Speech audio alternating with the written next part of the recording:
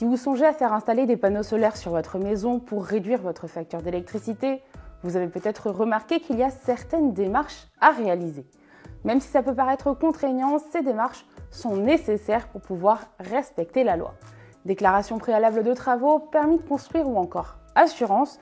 Dans cette vidéo, on va justement faire le tour des règles et des démarches qu'il faut absolument respecter avant de vous lancer.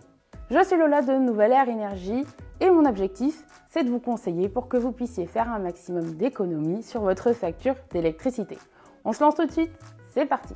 Si vous souhaitez installer des panneaux sur le toit de votre maison, les déclarations et les démarches varient en fonction de votre logement. Si vous installez des panneaux solaires sur une construction existante, vous devrez faire une déclaration préalable de travaux auprès de votre mairie.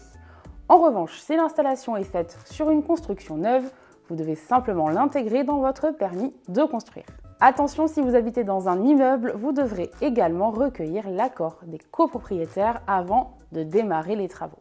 Maintenant, si vous souhaitez installer vos panneaux au sol, par exemple dans votre jardin, les déclarations varient en fonction de la hauteur et de la puissance de votre installation. Pour une installation de moins de 3 kW crête qui ne dépasse pas 1,80 m, vous n'aurez aucune démarche à faire. Je pense par exemple au kit solaire Plug and Play qui ne demande aucune déclaration préalable pour pouvoir être utilisé. En revanche, si cette installation dépasse les 1,80 m, vous devrez réaliser une déclaration préalable de travaux auprès de votre mairie. Pour une installation qui fait entre 3 et 250 kW crête, vous devrez également faire une déclaration de travaux. Et ce, peu importe la hauteur de l'installation. Pour finir, toutes les installations supérieures à 250 kW crête demanderont un permis de construire. Si vous habitez dans le périmètre de sites patrimoniaux remarquables, aux abords d'un monument historique ou près d'un site classé, les autorisations à obtenir dépendent principalement de la puissance de l'installation. Un permis de construire sera obligatoire pour toutes les installations supérieures à 3 kW crête. Pour les installations inférieures, une déclaration préalable de travaux suffira. Sachez néanmoins qu'il est plus difficile d'installer des panneaux solaires en zone protégée. Votre demande sera transmise à l'architecte des Bâtiments de France qui doit faire une expertise avant son accord. La validation de votre installation par le consuel, l'attestation de conformité destinée à votre installation électrique, est nécessaire si vous souhaitez obtenir un contrat de vente avec EDF, obligation d'achat pour votre surplus ou la totalité de votre production. Mais pas seulement. Toute installation qui dépasse 3 kW crête doit également avoir obtenu une validation. Ce sera aussi nécessaire si vous installez des batteries, quelle que soit la puissance totale de votre installation. Pour ce qui est des assurances, la seule assurance obligatoire, c'est la responsabilité civile. C'est celle qui vous couvre en cas d'incident électrique sur votre installation qui endommagerait le réseau sur lequel vous êtes connecté.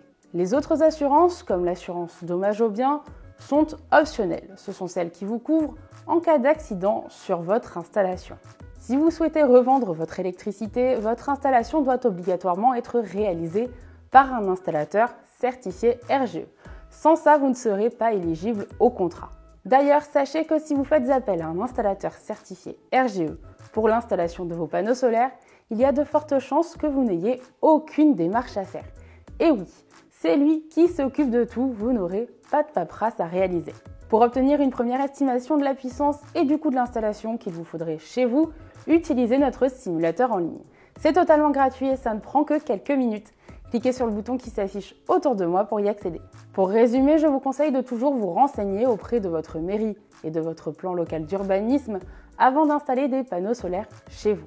Les autorisations à obtenir et les démarches à réaliser varient en fonction de plusieurs paramètres. Le type d'installation que vous souhaitez faire, la hauteur de votre installation si celle-ci est au sol, ça dépend aussi de la puissance que vous souhaitez installer et de la localisation de votre logement. Si vous souhaitez avoir l'esprit tranquille, je ne peux que vous conseiller de faire appel à un installateur RGE dont les services incluent la réalisation de toutes ces démarches. Pour en apprendre encore plus sur les panneaux solaires, je vous recommande d'aller voir cette vidéo.